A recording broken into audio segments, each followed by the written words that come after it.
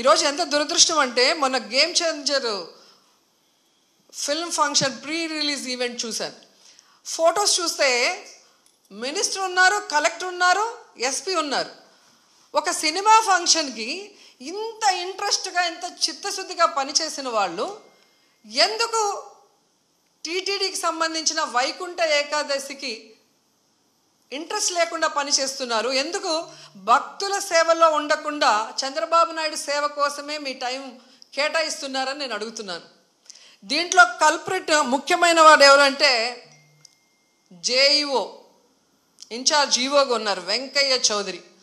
వెంకన్న దేవుడిని ఆయన చేతికి చంద్రబాబు నాయుడు ఇస్తే ఈ వెంకయ్య చౌదరి ఈ టీటీడీని ఏం చేస్తున్నాడో అక్కడ మీరు ఒకసారి ఎంక్వైరీ చేస్తే మీకే అర్థమవుతుంది. టీటీడీని ఈరోజు టీడీపీ ఆఫీస్ లాగా తయారు చేసి ఈరోజు భక్తుల సేవ కన్నా టీడీపీ వాళ్ళ సేవలోనే వీళ్ళు తరిస్తున్నారు. ముందు ఆ జేఈఓ వెంకయ్య చౌదరిని అక్కడి నుంచి తీసేస్తేనే ఆ తిరుమల ప్రక్షాళన అవుతుందని కూడా ఈ సందర్భంగా తెలియజేసుకుంటున్నా.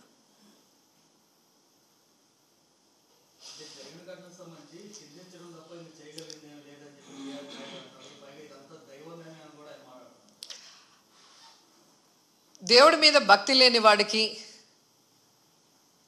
ఆ పోస్టు చేసే విలువ లేని వ్యక్తికి అలాంటి పెద్ద పోస్ట్ ఇస్తే ఇలాగే ఉంటుంది. ఆయన ప్రెస్ మీట్లు పెట్టి రాజకీయం మాట్లాడతాడు, జగన్ గారిని తిడతాడు. కానీ ఒక టీటీడీ చైర్మన్గా తన బాధ్యత ఏంటి, వైకుంఠ ఏకాదశికి ఎలాంటి ఏర్పాట్లు చేయాలి, ఈఓని ఎస్పీని కలెక్టర్ని కలుపుకొని కోఆర్డినేట్ చేసుకొని ఎలా వచ్చే భక్తులకి అన్ని సదుపాయాల్ని సేఫ్టీని అందించాలన్న ఆలోచన ఇతనికి లేదు. ఇన్సిడెంట్ జరిగినప్పుడు కూడా హైదరాబాద్లో కూర్చొని ఉన్నాడు. ఆయన మాట్లాడిన తీరు చూస్తే తాగి మాట్లాడా, వయసు అయిపోయి మాట్లాడా నాకైతే అర్థం కాలేదు. కానీ ఎంత కేర్లెస్గా, ఎంత సిల్లీగా ఆయన మాట్లాడిన మాటలు. నేను గుడిలో ఎస్పీ కనిపిస్తే చెప్పాను, కొంచెం జాగ్రత్తగా చూసుకోండి, ఏదో గొడవలు అవుతున్నాయి అని నాకు సమాచారం వచ్చింది అన్నాడు. మరి ఎస్పీకి చెప్పిన తర్వాత ఎస్పీ కరెక్ట్గా చూసుకుంటున్నాడా లేదా మానిటరింగ్ చేయాల్సిన బాధ్యత చైర్మన్కి బోర్డు మెంబర్స్కి ఉంది కదా. మరి నువ్వు హైదరాబాద్లో కూర్చుంటే తిరుపతిలో టికెట్లు ఏ కౌంటర్లో ఇస్తున్నారు, వాళ్ళకి ఏం సేఫ్టీ ఉంది, వాళ్ళకి ఏమి సౌకర్యాలు అందుతున్నాయో ఎలా తెలుస్తుంది మీకు?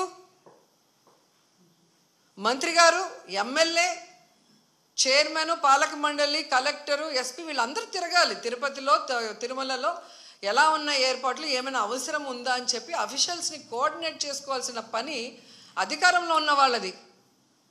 అలా చేసుకోకుండా అంతా దైవేచ్ఛ. నేను ముందే అనుకున్న ఎస్పీ గారికి చెప్పా, వినలేదు అంటే ఎవరిని ఇరికిచ్చి తప్పించుకోవాలనుకుంటున్నారో వాళ్ళే గమనించుకోవాలి. గతంలో టీటీడీ చైర్మన్లుగా పనిచేసిన వాళ్ళు కరుణాకర్ రెడ్డి గారు ఉన్నారు మనకు, అట్లాగే సుబ్బారెడ్డి గారు ఉన్నారు. ఎంత చక్కగా భక్తుల సేవలో వచ్చిన వాళ్ళకి అన్ని సౌకర్యాలు అందించి అందరూ కూడా దర్శనం చేసుకొని తరించే విధంగా ఎలా ఏర్పాట్లు చేశామో 5 ఏళ్ల కాలంలో భక్తులను అడగండి. వచ్చిన ఫస్ట్ ఇయరే మీరు ఈ విధంగా చేస్తే నెక్స్ట్ ఎలా వస్తారు భక్తులు? భయపడిపోరా?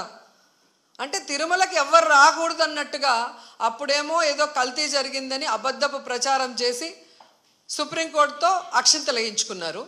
ఇప్పుడు నిర్లక్ష్యంతో 6 మందిని చంపేసి అమ్మో కొండకెళ్తే ఏమన్నా అవుతుంది అన్నట్టుగా ఇప్పుడు తయారు చేశారు. అంటే తిరుమల పవిత్రతను దెబ్బతీయటానికి కంకణం కట్టుకున్నట్టుంది కూటమి ప్రభుత్వం.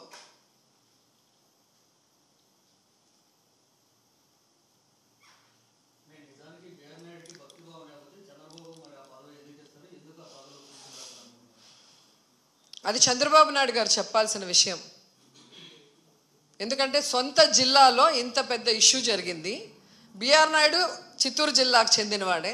మరి జిల్లాలో తిరుమల పవిత్రత గురించి తెలుసు, ఎన్ని లక్షల మంది వస్తారు వైకుంఠ ఏకాదశికి ఇద్దరికీ తెలుసు. వాటికి ఎలా ఏర్పాట్లు చేయాలో చంద్రబాబు నాయుడికి తెలుసు, బిఆర్ నాయుడికి తెలియదు. తెలియనప్పుడు చెప్పి చేయించుకోవాల్సిన బాధ్యత ముఖ్యమంత్రికి ఉంది. అలా చేయడం చేత కాని వాడికి చైర్మన్ పదవి ఇవ్వకూడదు. ఏ లాలూచితో ఇచ్చారో వాళ్ళు చెప్పాలి.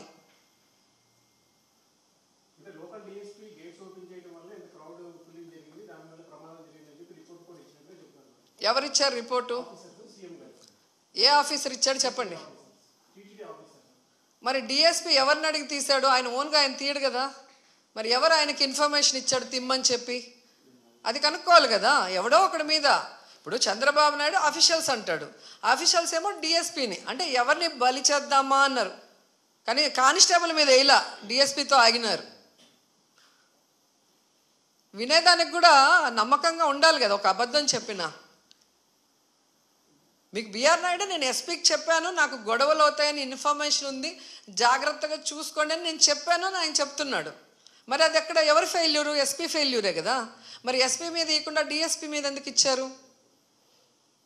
అంటే అబద్ధాలు ఎవరికి నచ్చినట్టు వాళ్ళు ప్రెస్ వాళ్ళు రాగానే తెలియక చెప్పేశారు, దాంట్లో వాళ్ళే ఇరుక్కుపోతున్నారు.